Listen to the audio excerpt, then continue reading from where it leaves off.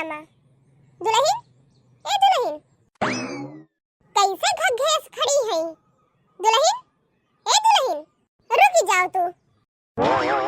Hello hello. हाँ बहन जी, राम राम। अरे राम राम छोड़ो।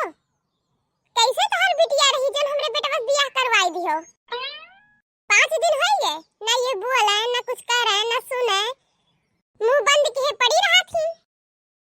अरे बहन जी, आपे तो कहा गया रहा कि हमें यस बिटिया चाहिए जन हमरे सामने मुंह ना खोले। यही के नाते आपके बेटवा के शादी ऐसे लड़की से कही दिहन हम जन गूंगी और बहरी है। Hello hello. दुल्हन, ए दुल्हन, अरे भगवान,